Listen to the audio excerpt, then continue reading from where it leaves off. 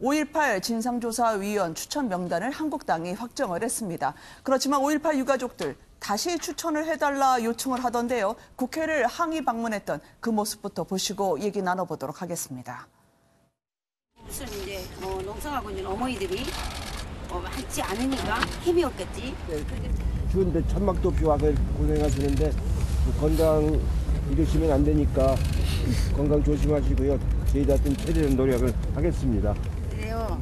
대표님, 그 노력을 진작할 수 없었습니까? 진짜 지금 4개월이 계속 해왔죠. 계속 해왔는데 4개월이 지났고 이쪽입니다. 열어. 개거미치게 가서 애비들을 애비를 맞추라고. 마장 말래? 왜 열어? 왜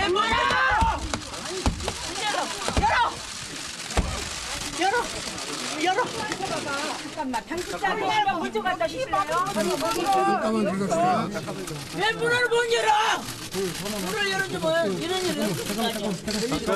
아니 그게 뭐가 무서워. 제1야당 대표가 잠깐 그걸 만나고 확실히 다짐하고 가겠다는데 이 얘기니까 듣고 갈란 나갔는데 왜 못 나고 왜 못해? 아니 뭐 싸우러 온 것도 아니야. 이분들이 아침에 나경원 원내대표실을 찾아갔지만 면담이 불발이 됐다고 합니다. 이 변호사님 복돈 농성을 한동안 이어갔다고 했거든요. 이분들의 말씀은 어떤 건가요? 지금 진상조사위원회가 아직까지 꾸려지지 못하고 있는 상태죠.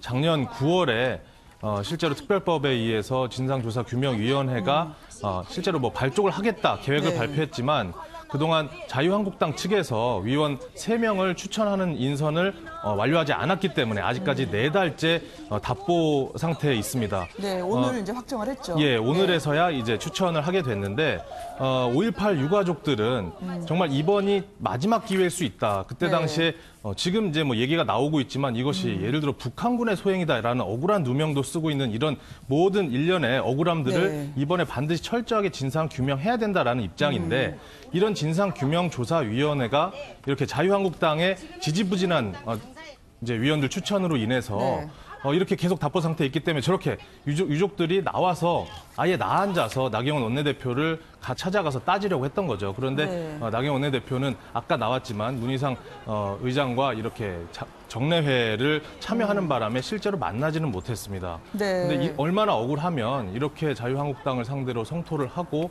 토를 하고 있을까 안타까운 마음이 듭니다. 김변민 교수님, 일단 논란이 됐던 지만원 씨는 배제가 됐더라고요. 오늘 3명 명단에 없었는데 나머지 3분에 대해서 지금 유가족분들이 반발하는 이유는 뭡니까? 일단 지만원 씨 같은 경우에 당연히 배제가 되는 수순이었다고 볼 수 있습니다. 이 5.18 광주 민주화 운동에 북한군이 개입됐다라고 하는 주장을 펼쳤기 때문에 한국당 입장에서는 받을 수가 없는 카드였다 생각을 하고요.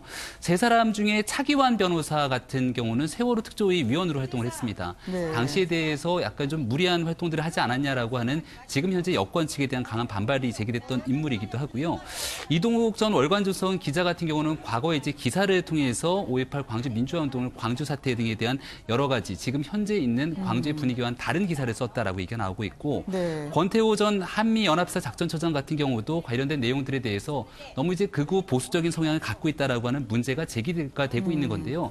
자유한국당 같은 경우는 5.18 광주 민주화 운동에 대한 사건과 진실에 대해서 왜곡되거나 잘못 알려진 사실이 있기 때문에 이것을 바로잡기 위한 위원을 추천했다는 거고요. 근데 이게 법이 통과되는 과정들을 지켜보건대 알려지지 않았던 당시의 성폭행, 안매장 등에 관한 진실을 규명하는 자리이기 때문에 여기에 대한 3명의 추천을 둘러싸고는 계속해서 논란은 증폭될 수밖에 없는 상황이 아닐까 생각이 됩니다.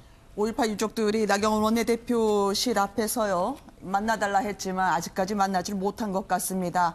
이제 안팎에서 나경원 원내대표에 대한 원성이 높아졌던 상황인데요. 5.18 관련해선 말이죠. 지만원 씨는 오늘도 나경원 원내대표 집 앞으로 찾아갔습니다. 영상을 함께 보시고 이야기를 이어가도록 하겠습니다. 그래서 공청회를 열자. 나 지만원 하나 여기 이 책상 앞에 있을 테니 나를 공격하는 사람들 100명이고 1000명이고 와서 나를 공격해라. 그러면 내가 대답을 한다.